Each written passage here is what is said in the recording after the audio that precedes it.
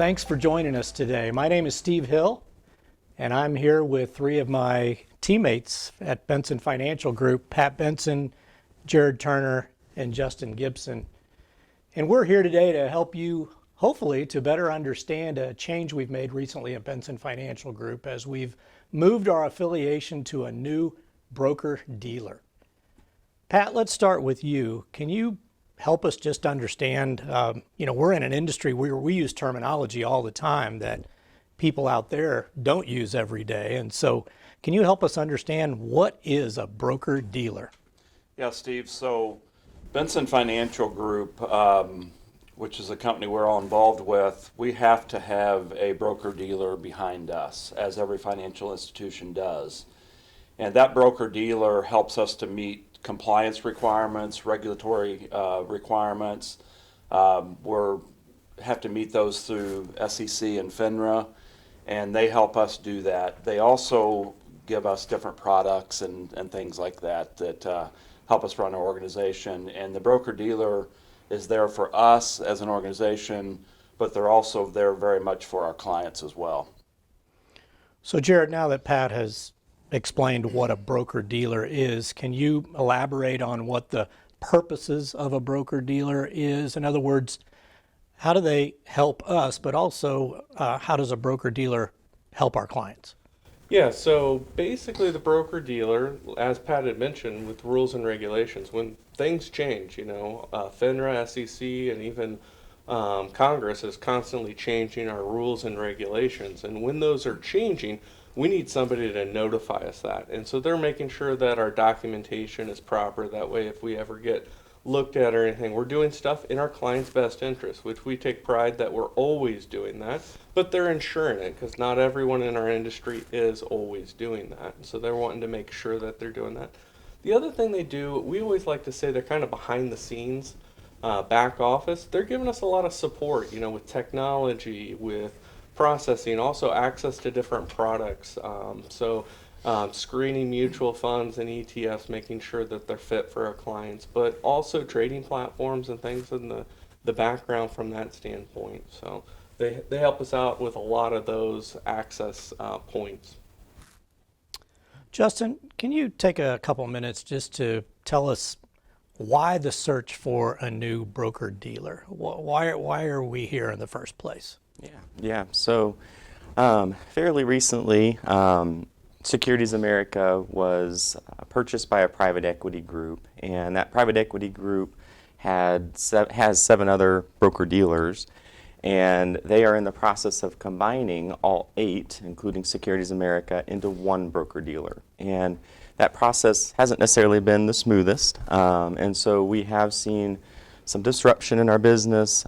We have seen a lot of those, the culture and the people that we've come to know at Securities America, a lot of them are gone now. And so as they've, tried to combine those together. And so I would say that coupled with the decline, through that process we've also seen a decline in service, level of service that we've received, that ultimately our clients receive.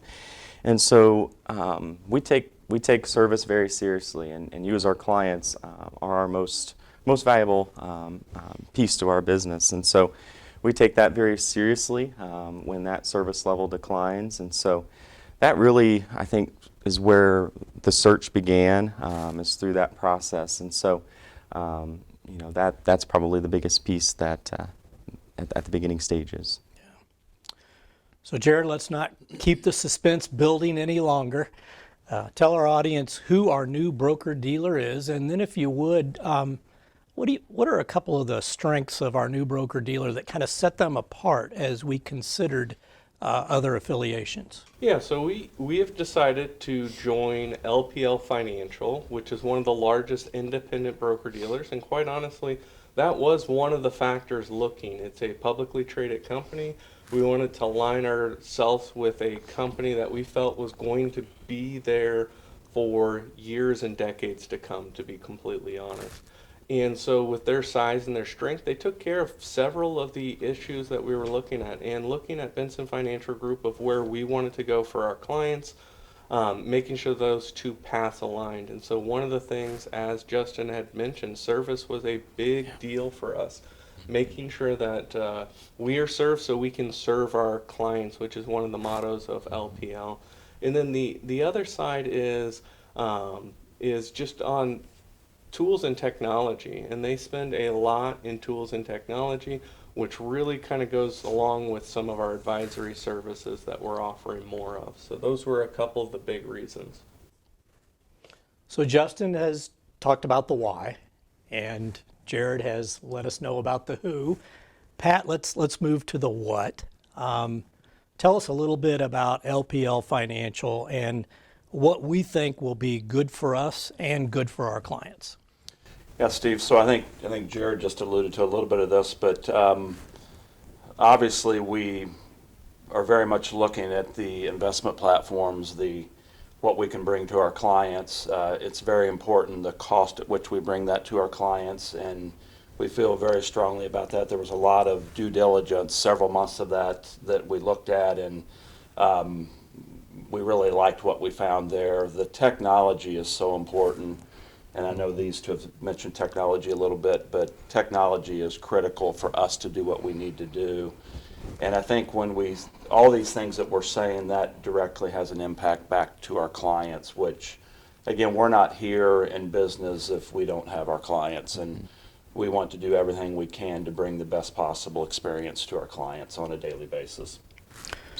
Yeah, so Justin, Pat has just shared a few things that he think will bring tremendous value to us and to our clients, both short-term and long-term.